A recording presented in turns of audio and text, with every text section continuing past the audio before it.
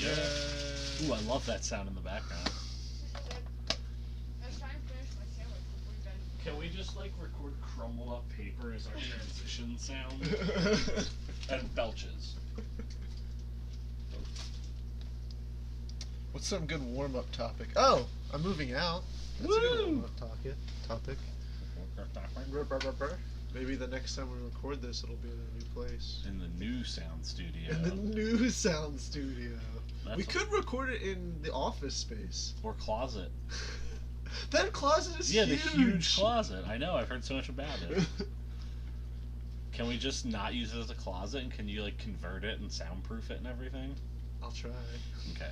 I mean, I you think just like layer the that. coats on the wall. It's true. As long as we just set the closet up correctly, it can be both. Multitasker. Yeah. I hate unitaskers. Me and Sam brought we've been bringing things slowly over, and we just have like a million mugs. Yeah, so it's picture. Yeah, but it's really funny because when I go to like have coffee or tea here, there's like 5 mugs to choose from now, and I'm like, there's just like no mugs in here. This is no fun. But yeah, Sam's been doing all the hard work, and I've been playing Fire Emblem. One of you is right, and the other is not lazy. It's not true. I like lift things in, and then she was like organizing the bookshelf. I was like, nah, I'm not gonna help. Nah, it's not big enough for 4 sets of hands. Well, 4 hands, not 4 sets of hands. I did put the mugs away, all 40 of them. I should have counted how many we had. Alright, so... That'll be follow-up for next time. Follow-up. Oh, when I haven't been playing Fire Emblem, I've been playing the new Pokemon. The new Pokemon? Well, the old Pokemon. Everything old is new again. Yeah, so the nostalgia's been good for that. Yeah. I only have 3 Pokemon right now. I have Pikachu, because I got Yellow version. I named him Zeus. I got Yellow version because you get all of the starters. I know, but I just hate when stupid Pikachu follows me around. You can evolve him in a Raichu and then he stops. I don't evolve him, I just release him. You, Pikachu. Anyway, I named him Zeus because I'm doing Nuzlocke, which is you have to name all of your characters. I named my Pidgey Bird Person. Well, there's no genders in. Yeah, there's no gender, so it can't be Birdman. Or Bird Woman. It's Bird Person. Agendered bird. You have to go to the name changer. Oh yeah, I kind of want to change Pikachu's name because afterwards, after I named him Zeus, I was like, oh, I could have named him Thor. And I was like, I should have named him Theus. Theus.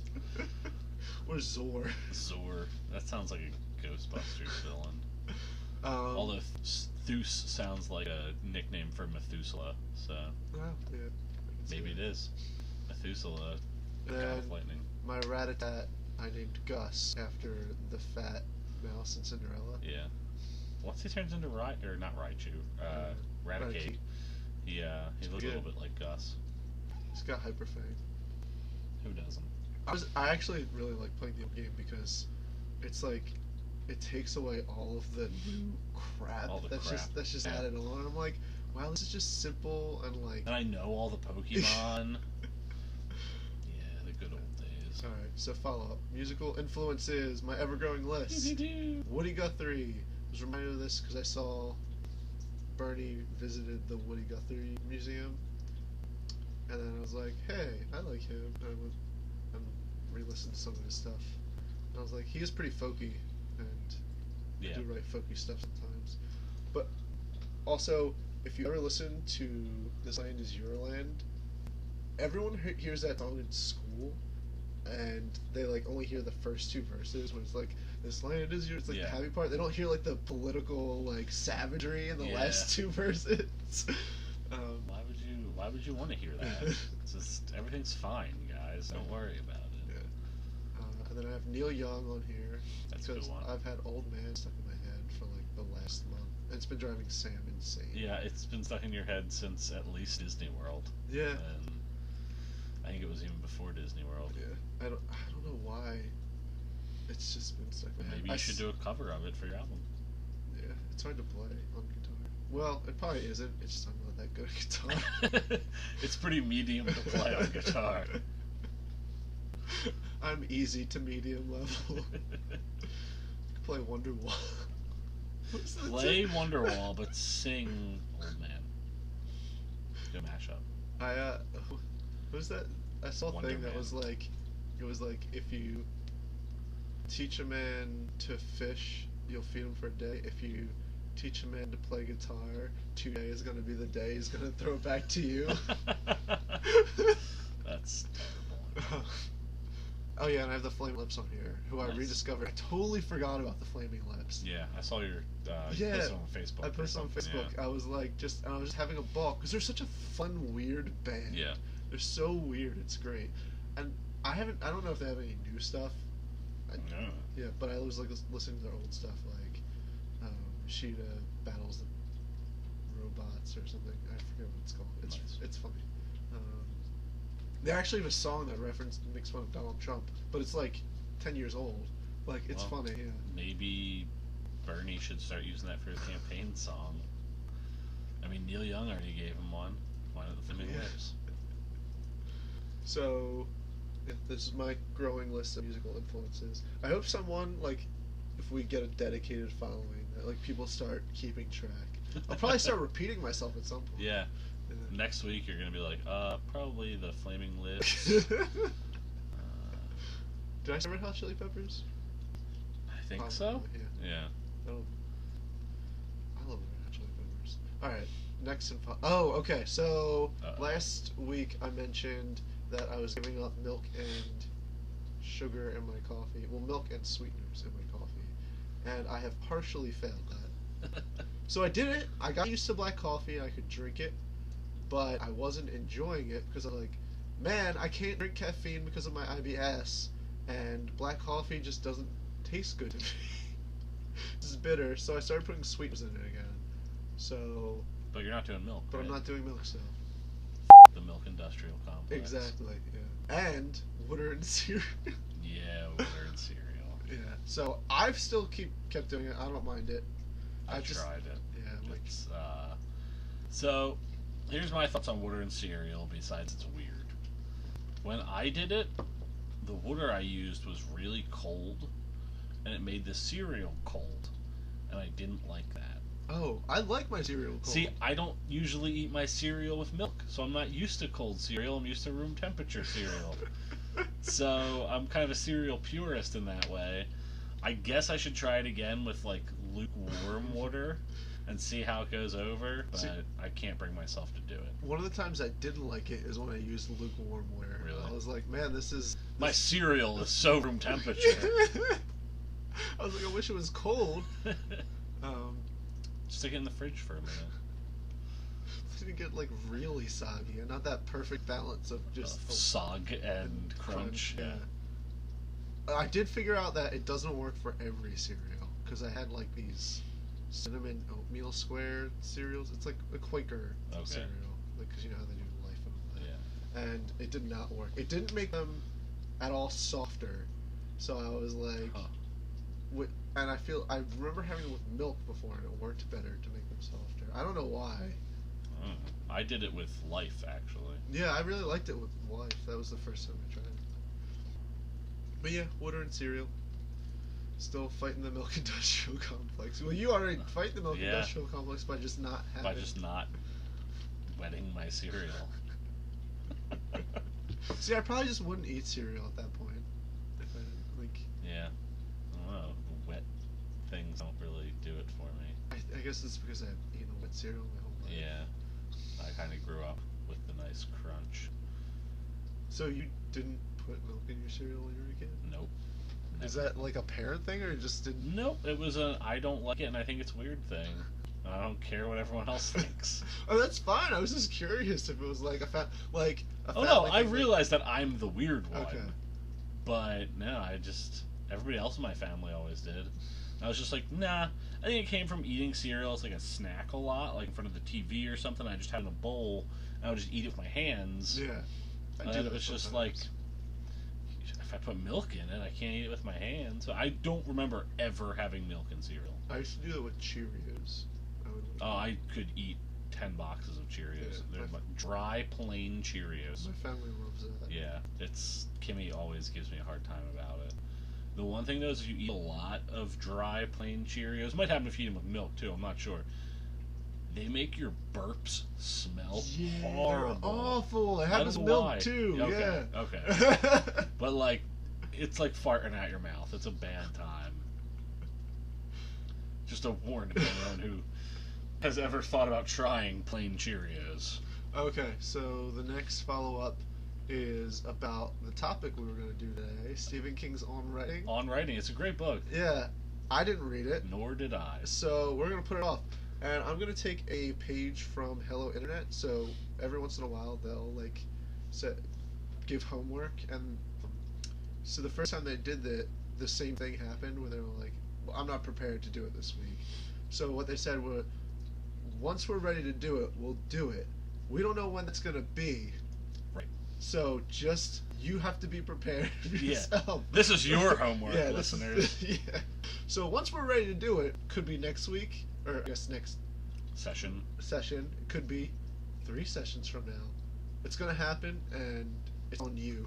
Yeah. To be ready. It's your fault. Yeah. This is like victim blaming. And if you're not ready, you can always just pause the podcast. I mean, I did that for one of the things they did. It was like a movie. Oh, it was the movie Her.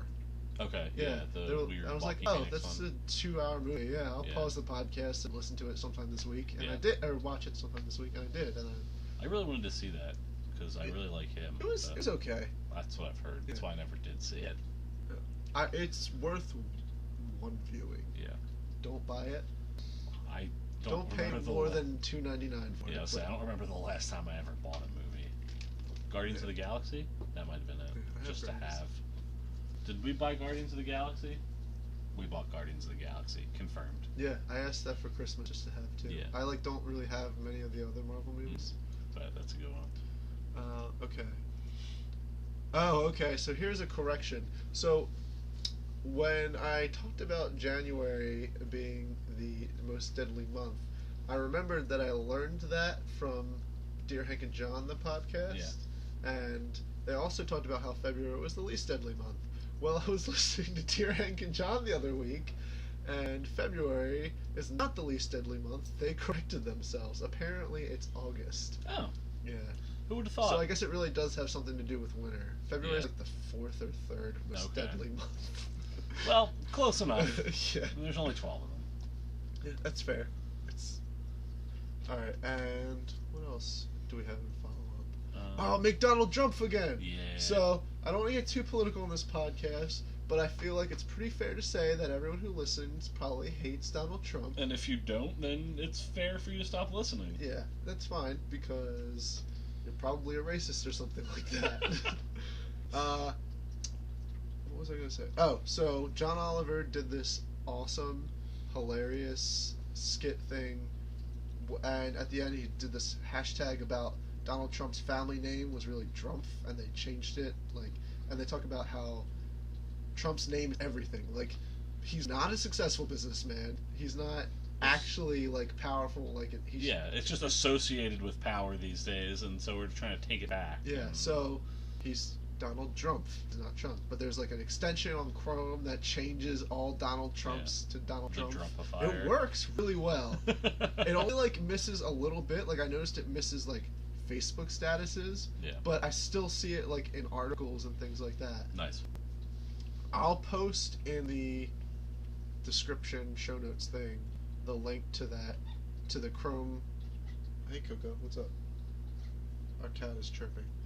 I don't know if it registered on the thing, but I'll see if it does, so everyone can hear our bird cat. Anyway, I'll put a link to the extension on Chrome and a link to the YouTube channel in the description. So if you want to go watch that, it's 20 minutes long, but it is hilarious and super worth those 20 minutes. Yeah, I was over here the other night and packed up to leave, had my jacket on, my shoes on, was walking to the door, and Josh was like, "Oh, here's that John Oliver thing. I'm gonna check that out." Clicks on, he's like, "Oh, it's 20 minutes." Then he turns it on, and I stood there literally the entire time, about to walk out the door, watching it for the 20 minutes that it was on because it was so hysterical I couldn't walk away. Yeah, it was pretty funny. Oh, I mentioned this to you, but I haven't mentioned the podcast, and I feel like I have. Since I've mentioned I was playing Pokemon, Happy birthday, Pokemon. Happy birthday, Pokemon. 20 years old, almost old enough to drink. Someday. That'll be the next game. It's like Sun and Moon, but it's really going to be about, like, you have your day job, and then at night you go out and party and get wasted. With your Pokemon. With your Pokemon. So everyone who gets Sun is just going to be a loser. All the cool kids get Moon. Anyway, in Pokemon, I named my main character Bernie, and I named the rival Drumpf. Which is just the best decision I ever made. I don't even care if who wins the election at this point. It was just hilarious. Also, if Trump does win the election, I'm calling him President Drumpf. Forever. I'm not calling him President Trump. He's Drumpf. He is Drumpf. Alright, so questions.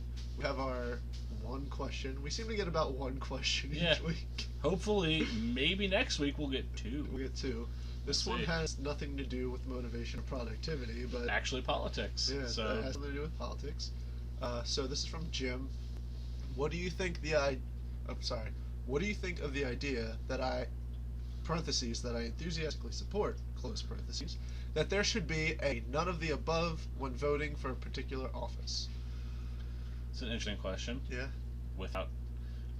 I'm going to say without getting too political, because I don't mind getting political or talking politics, even though some people get uncomfortable about it. I mostly support the idea, in that I think it's really good to let the candidates know that they all suck, and that the American people are not happy with them. I think, in a way, there already is a none of the above, and that's third-party voting, which effectively acts as none of the above because the two-party system has a duopoly on everything, and it makes it impossible for a third party to win. That doesn't make third-party votes unimportant. It lets the two major parties know that we like this guy's ideas better than both of your ideas, so maybe you should change the way you do some of your crap. But, I don't know, I guess there could be third-party candidates you don't like too, so... That's true. I don't see why there shouldn't be a none of the above. I like the idea of it too. I like the idea of it better if there's better voter turnout. That's true too. So if there was more voter turnout, more... Coco's being really loud tonight. I feel like she's normally fine on when you're recording. Yeah, so my thing is, if there's more voter accessibility, then the more people to vote for third parties, and for, if there's a none of the above option, none of the above. And I would like that. Even if you're just going to the polling place to be like, I don't like this. Yeah, you all stink. Yeah, you all stink. But then there's other things that are on the polls that are really important, like different, what are they called? There's little questions at the bottom. Crap, I knew you were going to ask me. I can't remember what they're called right now. I can't remember what they're called, but a lot of times they'll be like... They're basically questions about, like, laws.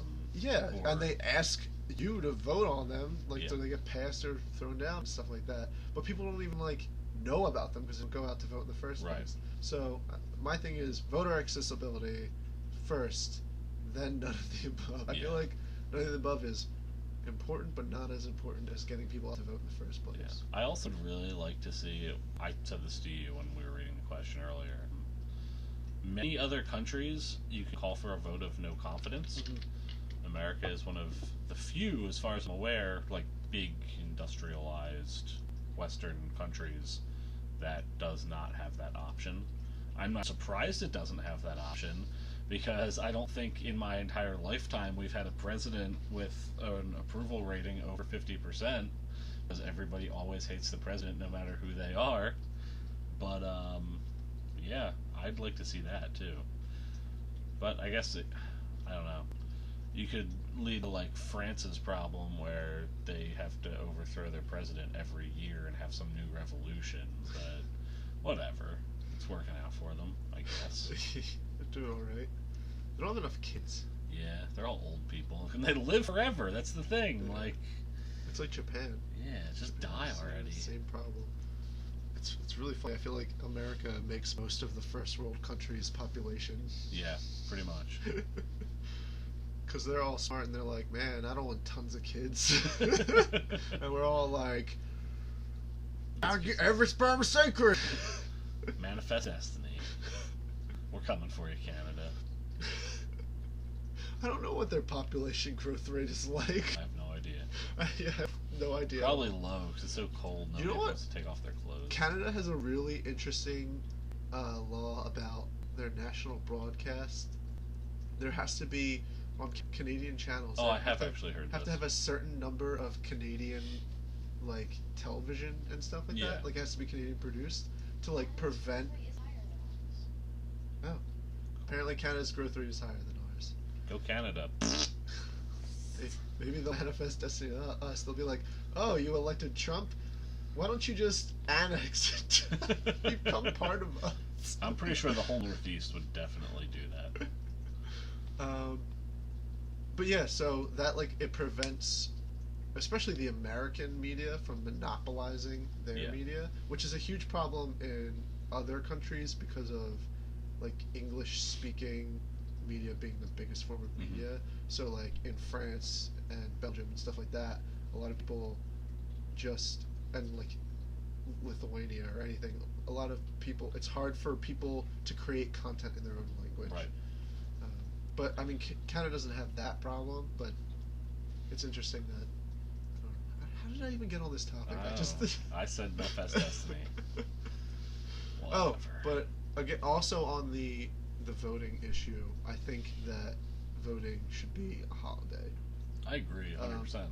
In Australia, you are actually legally required to attend the polls. Yeah. You don't have to vote. You could go in and leave. They'd probably have a none of the above option. Yeah, probably. Yeah. And if you don't go, you're actually fined. Yeah.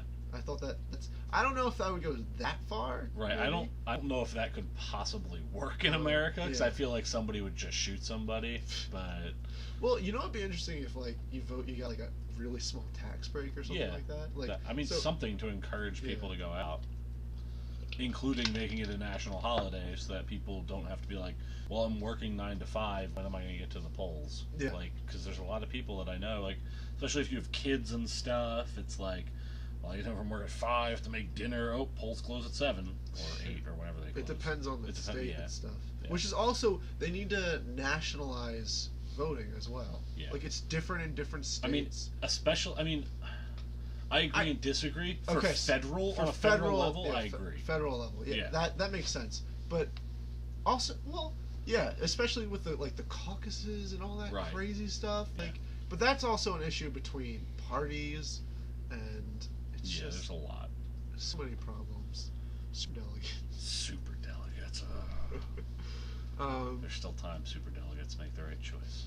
Well, it's funny. Clinton actually, at this point in the race with Obama, she had like the same superdelegates. Yeah. I just found that out. I was like, oh, so it basically means nothing, It means right? literally nothing, but they act like it means something. Yeah. Like in the states, like Colorado, I think Bernie beat her by 20-ish points. Yeah. And they walked away with the same number of delegates. Same thing in New Hampshire. Like, so it really doesn't make a difference. Superdelegates. It's funny actually. I was reading about superdelegates like in depth recently, because Kimmy and I were talking about it, and, like how they came about and everything. Long story short, they came about because a guy got elected in the Democratic primary who went on to lose in 49 out of 50 states. This was like in the 60s, I believe. And so the Democrats were like, we cannot have that happen again.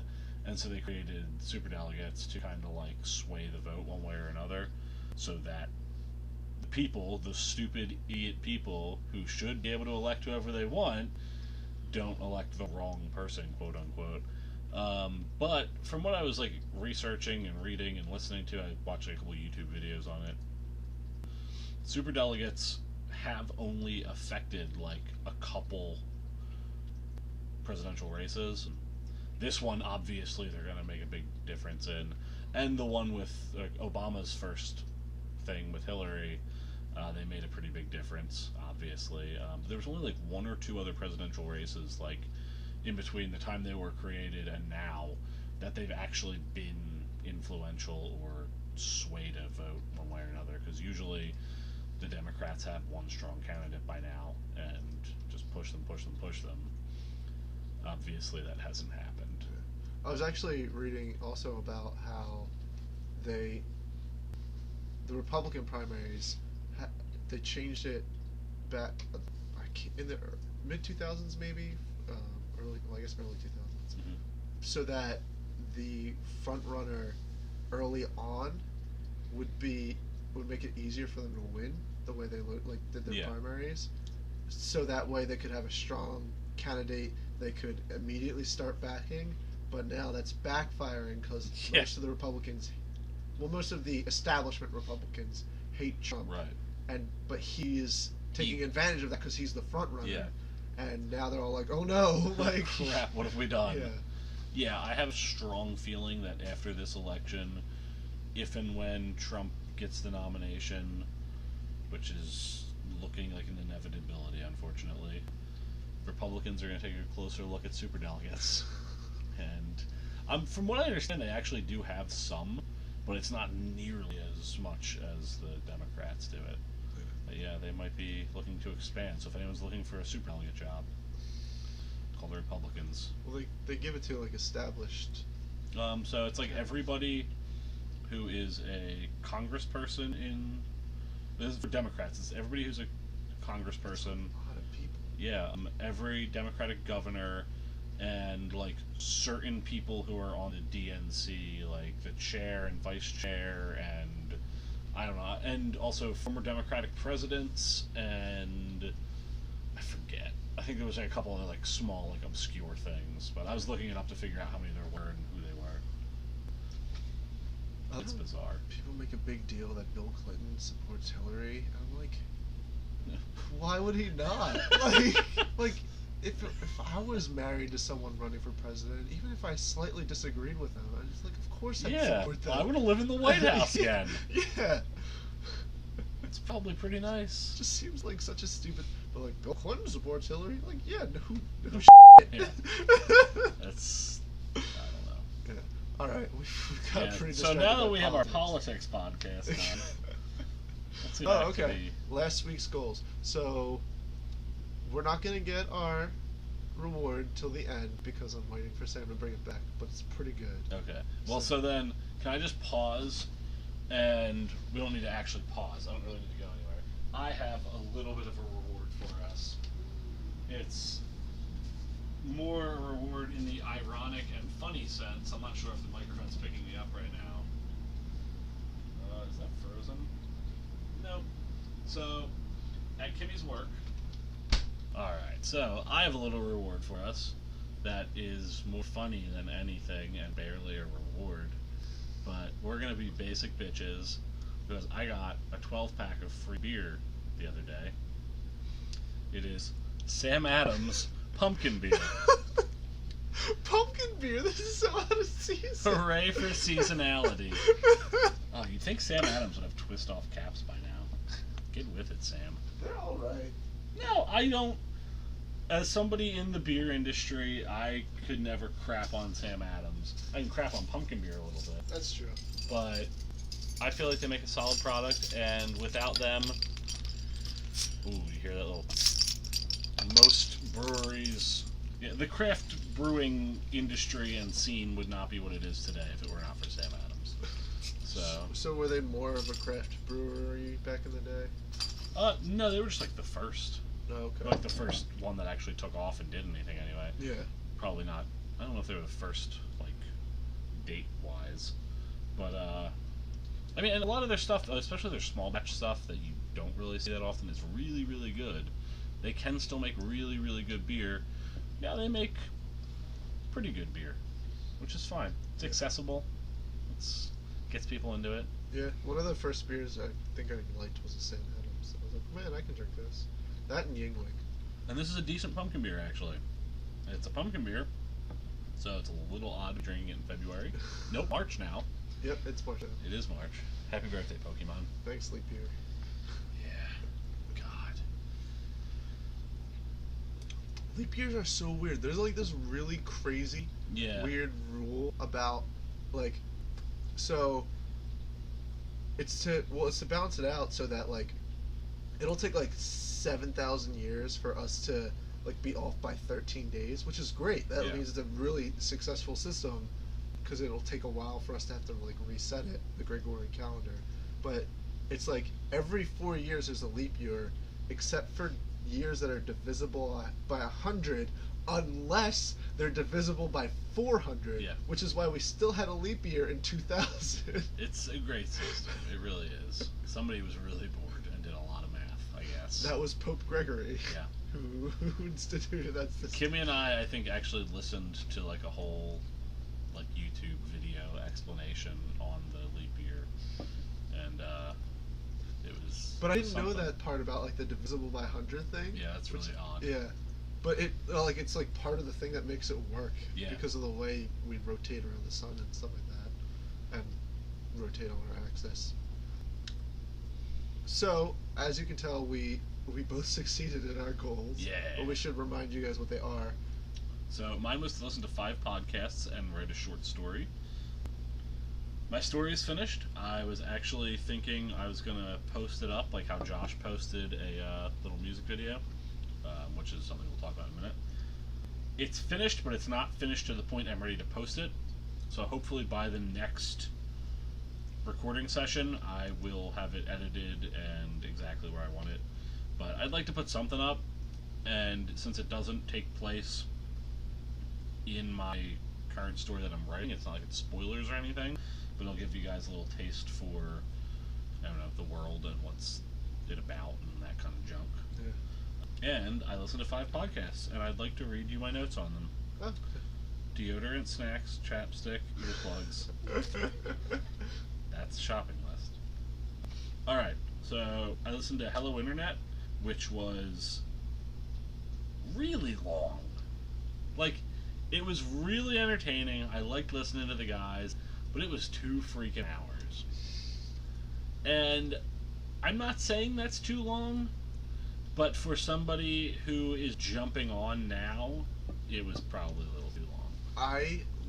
Usually probably takes me 2 days of car rides to listen to Right. it. Like, and I tried to listen to it in one sitting, and I actually pretty much finished. I skipped ahead a little bit here and there, or like double speeded it here and there, when they were like, I feel like they went on a few times about like, I don't know, just talking a little too in depth about things that were like, okay, you can move on now. But it was the episode where they talked about the Fine Bros and their, which is why I recommend it. yeah, too. it was Josh's recommendation, and it was really funny and it was really interesting. And the thing that the big takeaway I had is that YouTube stinks and they shouldn't give creators the ability to remove other people's videos. But So they actually talked about again in Did this last. They talked about Content ID, which is how that works. Nice. It's interesting. the one thing I picked up from it that was interesting to me is it sounds like they don't record together. No, they don't. They live in. Well, he lives in London. CGP Grey, who's the American one, and Brady, who's the Australian one, doesn't live in Australia. He lives in like a little rural town in England. Okay. That's like a 3 or 4 hour train ride away from London. Gotcha. So how did they hook up and start doing it? I assume you know. They were both YouTubers. They're both educational YouTubers, and they met at like conferences and stuff. And they kind of like, there's like 5 of these YouTubers who are like close personal friends. Mm-hmm. It's like Brady, CGB Grey, Derek of Veritasium, who they always on Hello Internet pronounce his name wrong on purpose. They say Dirk from Veristablium. This is my favorite running joke. And Metaphysics, have you ever seen Metaphysics? Yes. Henry from Metaphysics. And I think there's another one who I can't remember. Okay. Because I don't watch his videos probably. Yeah.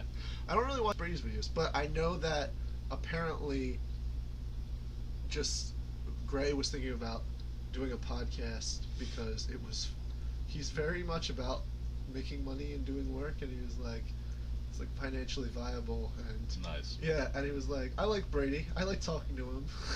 That's pretty good. Let's do a podcast. But I know they do it like over Skype. Yeah. So That was cool.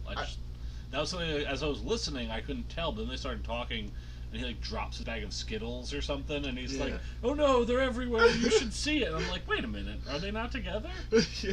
So I know plenty of podcasts that record together, but I also know a bunch who record apart. Okay. So, like Dear Hank and John aren't together. Yeah, I knew that, or I assumed that, because they don't do anything. Well, they do things together sometimes. Yeah. But They're actually, their last 2 videos were both reunion videos. I watched them.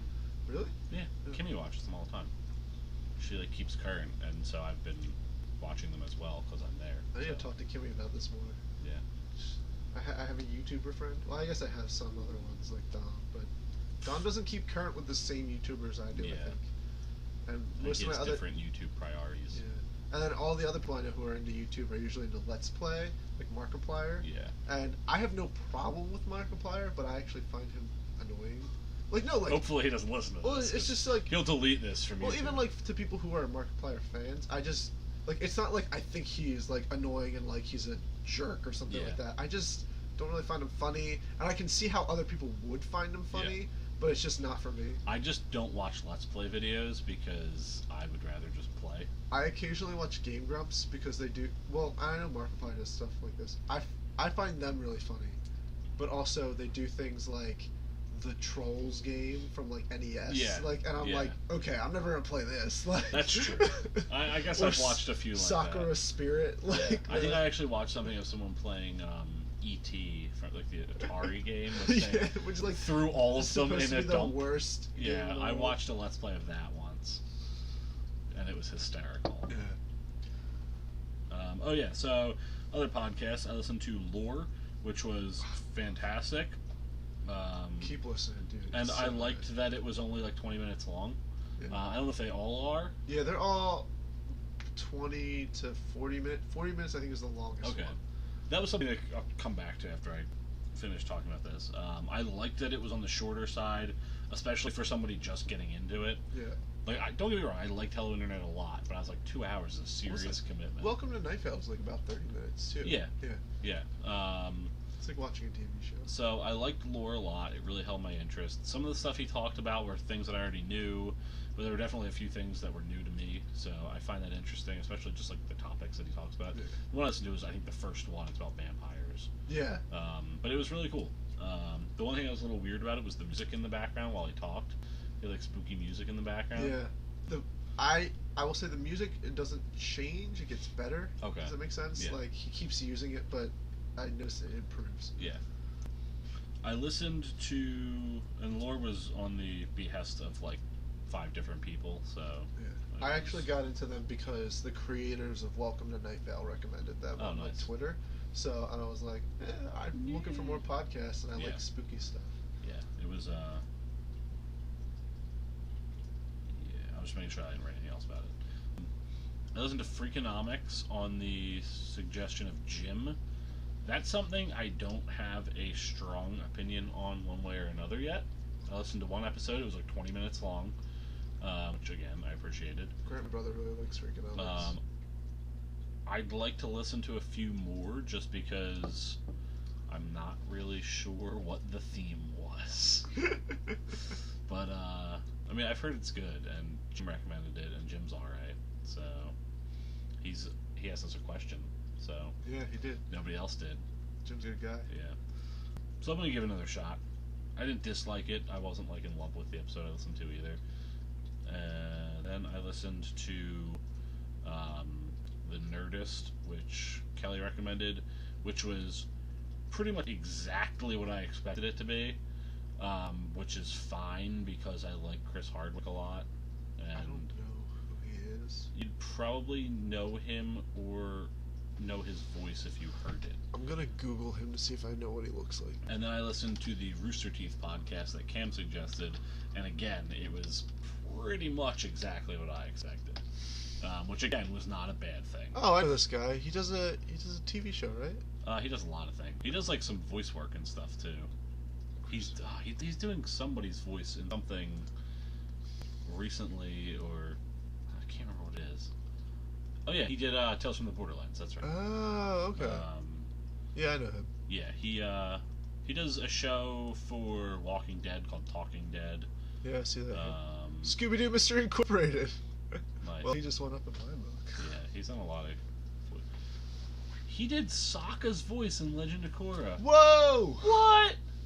Chris Hardwick, I want to hug you and kiss you right now. Yeah. But yeah, he's an awesome dude. He's really funny. I know a lot of people think he's annoying, but I don't.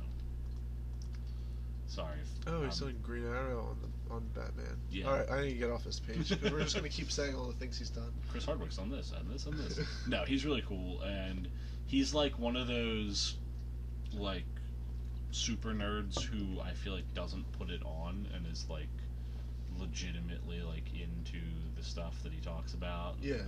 Like, whereas I feel like people like Kevin Smith have this like whole nerd culture around him now, and he's gotten a little too big for his britches. Yeah. And kind of just pretends to know what he's talking about sometimes. And I don't like him. I like some of his movies. I think he's a funny guy, but like I've seen him on things talking about other things, and I'm like, what you're saying makes no sense to me. I feel like I respect Kevin Smith when it comes to his comic books, and maybe that's about it. Yeah.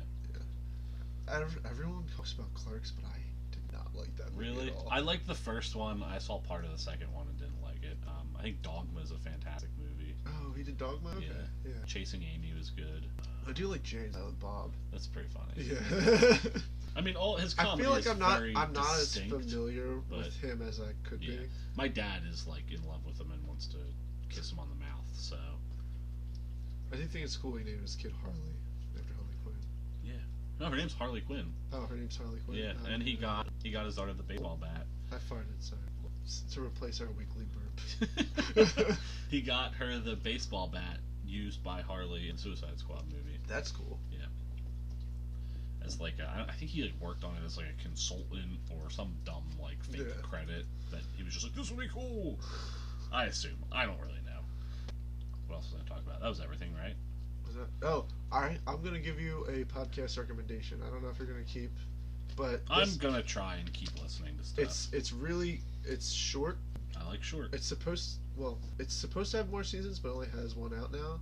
It's like a psychological thriller, weird mystery type of thing. So, think Welcome to Night Vale lore type of thing. It's called Limetown. Limetown. I don't remember how long the episodes are, but I don't think there's more than 10 or 11, something like that. Cool. That might even be more than how many there are. But it's really interesting, and I just like knowing you and knowing the kind of stuff you're into. Yeah. I feel like you'd like it. I actually heard something about a podcast. I don't know what it's called. If anybody who's listening does know, feel free to comment or whatever. Let me know. I think it came out like a few years ago when podcasts like just started kind of becoming a thing. Yeah.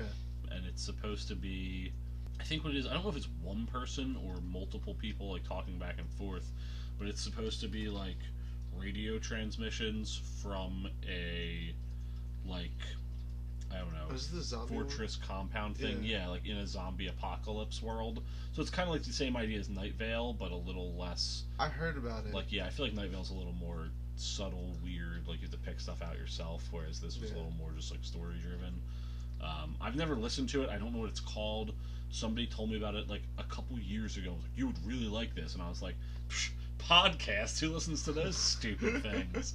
And then I don't even remember who told me about it. So that's something I'd like to track down and see if it still exists. If I find it, I'll let you know. Yeah. And if I could probably do a quick Google search and do like zombie podcast, and it would come right up. But I'm too lazy to do that. I'll also bring it up in the next week's follow up. Yeah. Figure it out. I'm trying to remember. Well, what I do when I edit these, I like mark things down that I wanted to bring up again.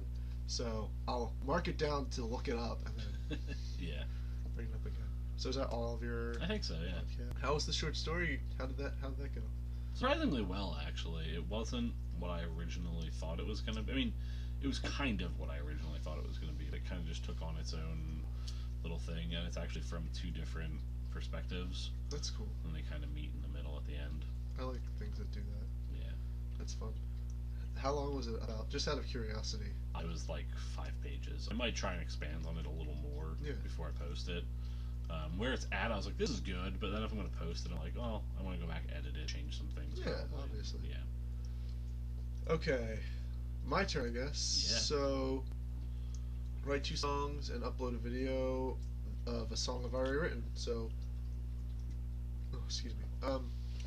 So I was a little hesitant about this because I know that it's going to be, whatever I upload is going to be a rough draft. and I didn't want people to think like this is necessarily the finalized version that's going in the album, or that it'll even make it in the album at all. But I did the song I felt was the strongest one, which is, I think I just tentatively named it like "Come Home" or something like that. Yeah. Please Come Home is like the. I'll put a link in the description to the video. I did post it on our Facebook page, and I think I posted it to our Reddit that no one goes on, but it's there. I didn't even know we had a Reddit. Yeah, we have a subreddit. Yeah. I also don't Reddit, so. I always put a link to the subreddit in our description. See, Oh, this is my little like thing that makes it into every single description. But yeah, we have a subreddit. I posted the subreddit. I think I posted it to Tumblr.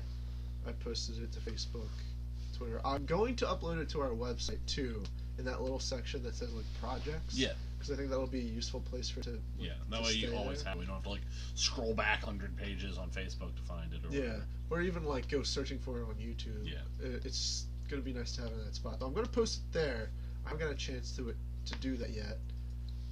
But so I uploaded the video. I recorded it. And I did a little explanation.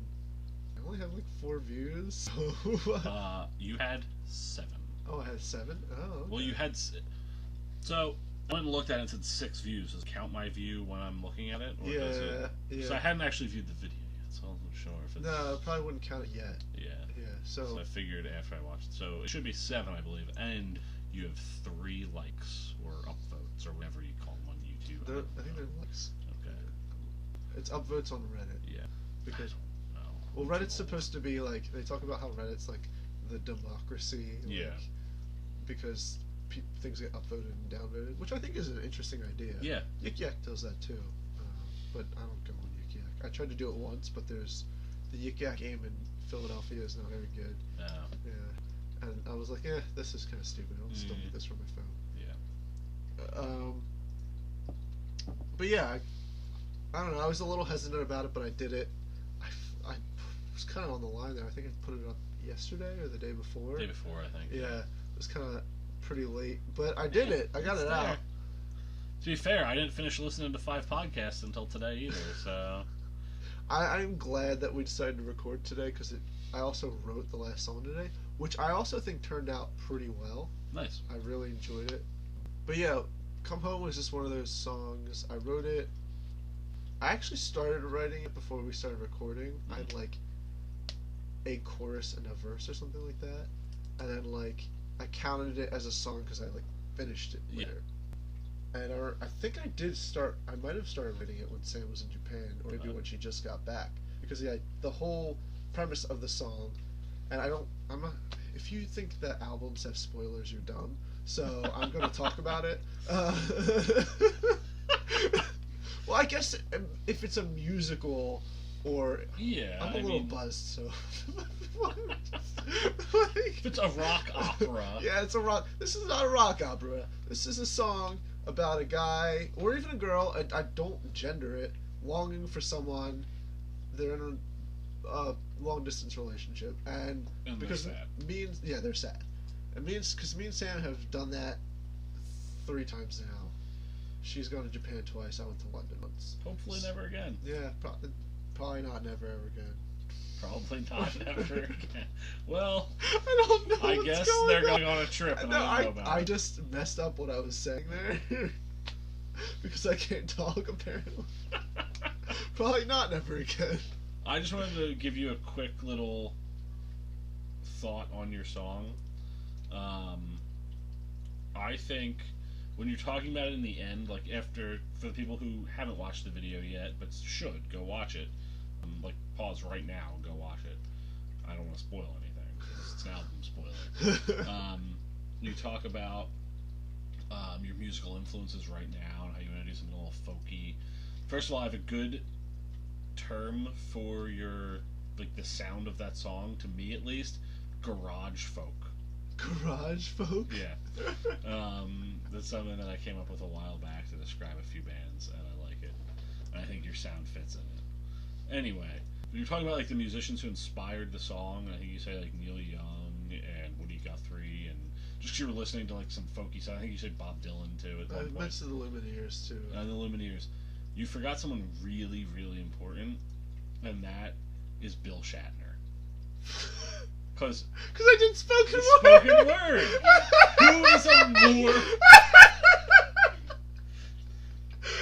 Who is a more well-known spoken word musician than William Shatner? He's got multiple spoken word albums. I think you should do a spoken word album. I think that's your album idea for the week. Spoken word album.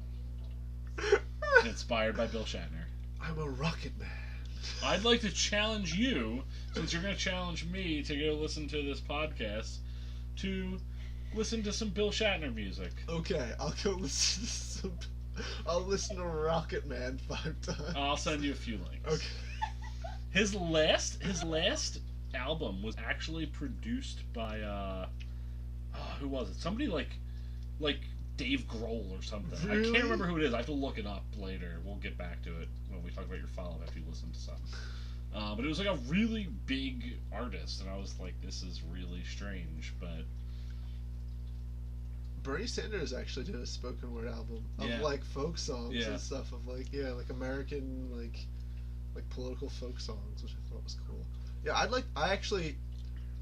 the song I wrote today was weirdly political, not political. It was both. I mentioned like Black Lives Matter. I actually was more subtle about it. I wasn't like Black Lives Matter. Is that the name of the song? No. Do you just chant Black Lives Matter for 4 minutes? Well, I tried to. So when I took writing classes, a big thing I learned, especially in poetry and stuff, was to make poems and stories more specific. Don't try to generalize them. If you try to generalize them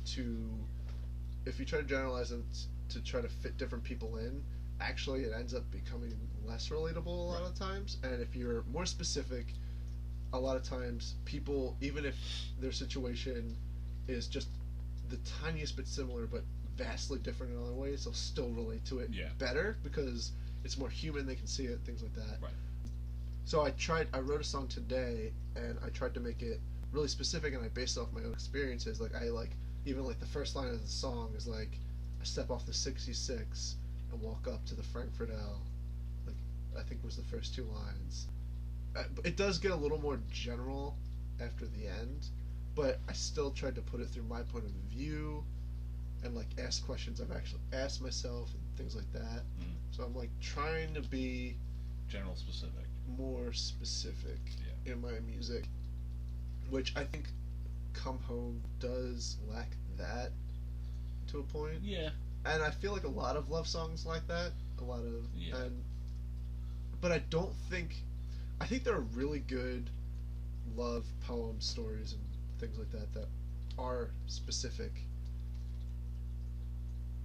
But I feel like most of them aren't. Yeah, and I feel like with love it's a little different too, because that's its own vulnerable, relatable thing where it's like your love experience is different, but I remember the time I was in love. Yeah. So it definitely evokes a stronger emotional response than most other things, I think. That's true. Love and death. Yeah. Everything's about those 2 things. The 2 best things in the world. I'll write a death album about entropy and oblivion. Gotta get a few more beers in you first. That's sort of an inside joke that I kind of want to explain. Go for it.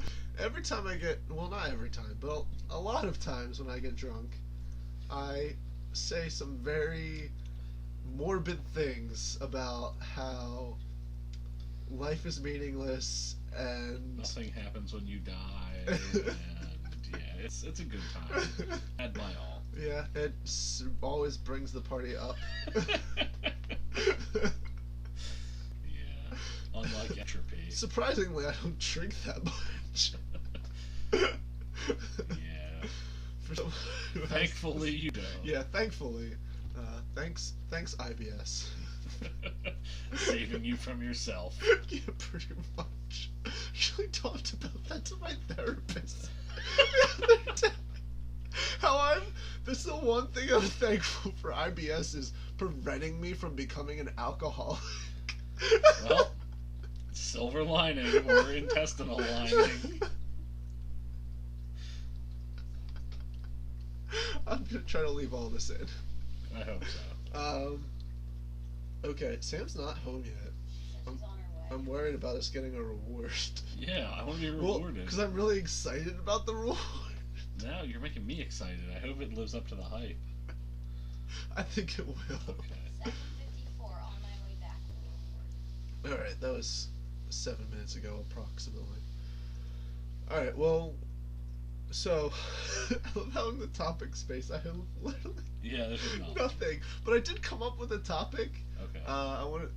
We're like an hour now. Oh, whatever. We're becoming Hello Internet. We're Yeah. getting exponentially longer. Let's go for like 9 hours. 9 hours.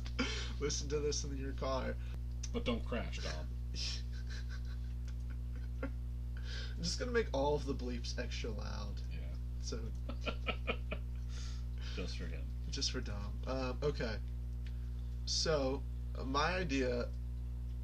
Again, I was talking to my therapist, which is weird to bring in, but I was talking about poetry and stuff, and how I'd really like to share poetry with people, but people don't get poetry, and I'm saying that, and I sound like a douche.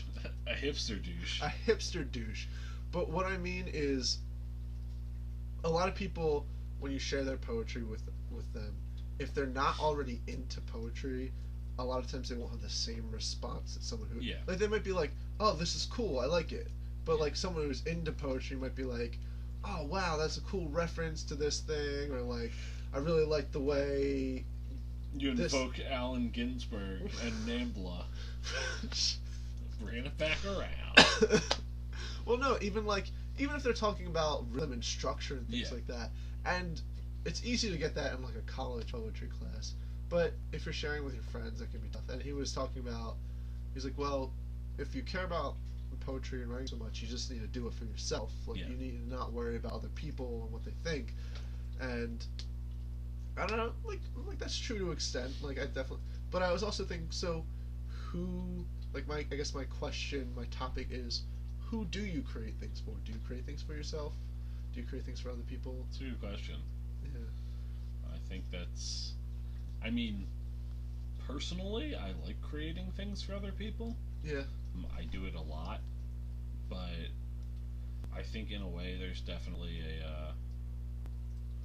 I don't know, a little bit of... I don't know what the right word is. Selfishness? I guess. I mean... I'm not even saying it in a negative. Like, ego.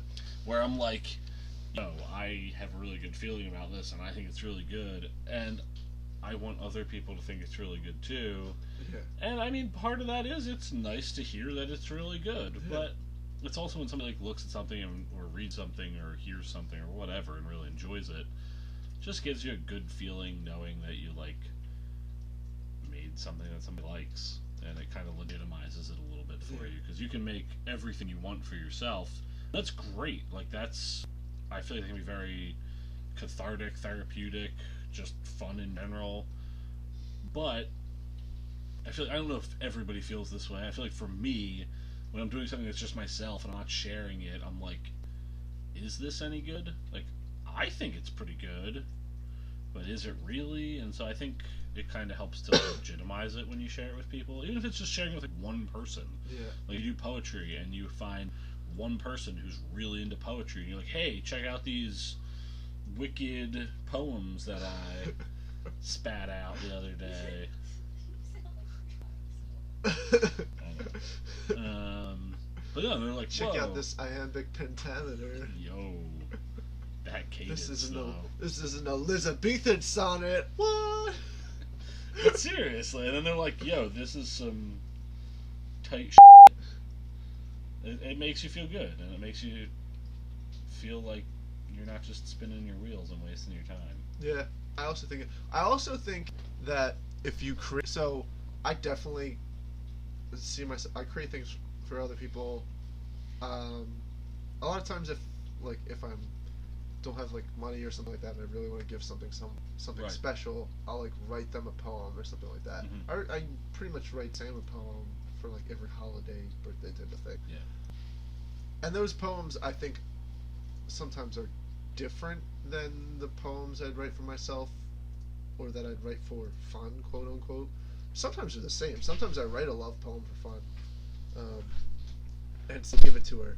But even when you create things for other people, I feel like in a lot of ways you're creating them for yourself. Yeah. It's like, I'm writing a love poem for Sam. I really want her to have a nice emotional response from this. I want her to enjoy it. I want her to feel happy from it. Alright, I'm going to take this opportunity to pee. Alright, sorry I paused there because a family member came home. See, that's a problem we won't have to deal with in the new place. It's true. Yeah. No one will ever come home. Unless it's Sam bringing our reward. Or not, in this case. Or not. She's on her way. It'll come. if you build it, it will come. If you finish your project, Sam will come. I'm so glad we both finished our project. I really did. I was like super last minute with this. I wasn't gonna. I won't get into it on the podcast, but I left some stuff for the last minute, and then I had a really bad beginning of the week, and just had no motivation to do anything. Yeah. But then today, I was just like, screw it. I'm not gonna be a double loser and fail 2 weeks in a row. Good, because I couldn't think of a punishment for you. Good. I would have thought of one eventually. But... Yeah. Foot rubs again. But yeah. So we were talking about how whether you create things for other people or not. Well, you know what's funny? Stephen King did have something to say about this. I think he said something like people who create things for themselves are usually like doing it for like intellectual reasons and Yeah. stuff like that. And like how he, as a populist writer, creates things for other people. He's not trying to create the great American novel or things like Right. that. Yeah, I specifically remember the term Great American Novel. Oh, I was actually just saying that. I don't know if he said it, but I've definitely heard it somewhere before. Well, I mean, I've heard that saying plenty of times as an English page. Well, I mean, I think from him. I mean, Oh, really? I don't know if that was in like on writing or something. Yeah, but- it could have been. I mean, he was also an English major, so. Yeah, that's true. Man, I should write books. I should do something with that degree. Yeah. Well, I do something with my education degree. Yeah. Yeah, that's true. All right, but yeah, I keep getting distracted. But yeah, You create for other people. create for other people. I also create for myself. I finally, but like, it's funny because I created for myself today. I was like, I really want to write a song that's like a little, like it's folky and like political nitty gritty, and but in the same way it's for other people because I want to bring attention Right. to those like issues and things like Well, that. yeah, it might not be black and white if it's just for you or just for Yeah. someone else. A lot of times it's both. So, but a lot of people, like I guess the best example of someone writing something just for themselves would be like a guy wrote a novel and sticks it in his drawer and doesn't think about it for 5 years, Right. just because he's like, I had this idea for a novel, I wrote And it, I'm done. and then like someone takes it out and they read it like, this is amazing, you should get this published. He's Yeah. like, oh, okay, whatever. Okay. But God, I wish I could be that person. I guess it's the people who like really like novels and stuff like that, or really like writing, is what Yeah. I should say, who really get pleasure out of it. Not to say I don't get pleasure out of it, but at the same time, it is sort of work. I get more pleasure, I think, out of performing than writing sometimes, but I do get pleasure out of writing once I finish writing. Yeah. Yeah. Definitely. I do think though I've had this problem where after a project I got like weirdly depressed because I was like, it's Well, over. now what? Yeah, because I wrote the 100 poems for Sam. Yeah. And that took me like 2 or 3 months, and I was like, wow, I wrote 100 poems. I don't know if they're all good, but I wrote them. Like Yeah. I felt good about doing it. Like, and I was like, Sam's gonna really like this. And I was like, what do I do now? Yeah, what do I work on? Because I just I guess I'll just write more poems. pretty much. I also work better with projects too. If Yeah. I'm like, I have a goal. To a goal, yeah. Which is, I guess, one of the reasons I wanted to do this podcast. That makes sense. So, Maybe this album is going to be a combination of myself and for others. I don't know what this album's going to be. It's going to be something. Spoken word. Spoken word album. Garage folk. All right. Garage folk. Spoken word. Let's just pause. Well, you know what? I'm going to do the introduction for what we're about to do, because I'm going to have to explain it anyway. Okay. Once Sam gets here. So we're going to do some Tim Tam Slams. Yes! So for those of you who don't know, which would probably be most of you, a Tim Tam is this amazing chocolate cookie from Australia. And it is perfectly fine on its own. It's a very good cookie. It's delicious. It is. But a Tim Tam Slam is something you do with the cookie and milk. So I'm giving into the milk industrial complex. Just this one. Just this one. Because you can't use water for Tim Tam Slam. Yeah, you cannot use water for a Tim Tam Maybe Slam. beer. Try it next time. Alright, well, maybe that'll be a punishment. Tim Tam Slams with like weird, like orange juice. Oh, that'd be so bad. Maybe for a punishment, I'll make you eat cereal with water. If you ever. Or cereal with milk. Or orange juice. I'd probably like that better. Depends on the cereal. Anyway, so it's this Australian cookie. You can't get it in America. I've only found it at Target. I don't know if there's other places to get it, but there are plenty of Targets across America. So if you want to try Tim Tam, get it from Target. Oh! Here they Sam's come now. Here they come now. So what you do with a Tim Tam is, to do a Tim Tam Slam, is you get a glass of milk, you bite the ends off of each cookie, and then you suck the milk through the cookie. It works like a straw. Because they're like wafery on the inside. Yeah. So you get this delicious chocolatey milk taste, and then you eat the cookie, which is bloated with milk. There's these ones too. And They it's don't work good delicious. with the slam. Oh yeah, we have a caramel Tim Tam as well. So. But that's harder to slam, apparently. They're on sale, 2 for $6. I couldn't find this. All right, so I'm gonna pour the milk now. I will open the So Tim Tams. I'll put a video or like an article or something on how to Tim Tam Slam in the description, so you can try this at home. Can I help make the video too? Yeah, we should just make a video of us Tim Tam Slamming. Oh yeah. And put it on Adults in Training. All right, let's do that. I'm gonna set up the camera right now. Okay. Can you open? Oh, you already have it open. Oh, I already have it open. God damn it. If I can figure out how to use my phone to record video, which I've done all the time. That's how I do my YouTube videos. Okay. Usually I place it right here. I hope the lighting's okay.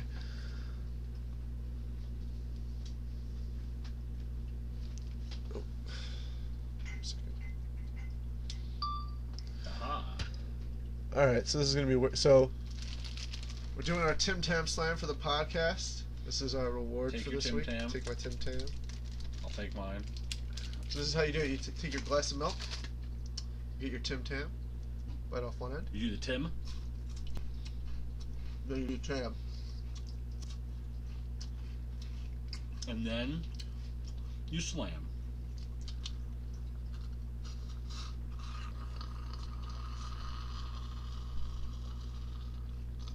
Uh-oh. It fell apart.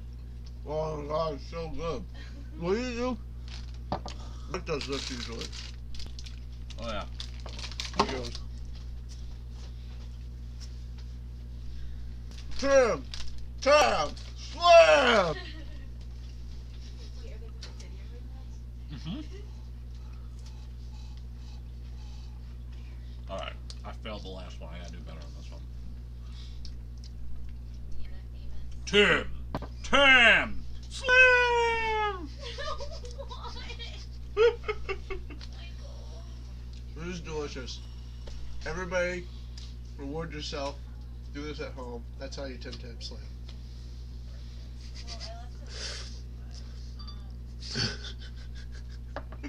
That's perfect. Alright. I'm ending it there.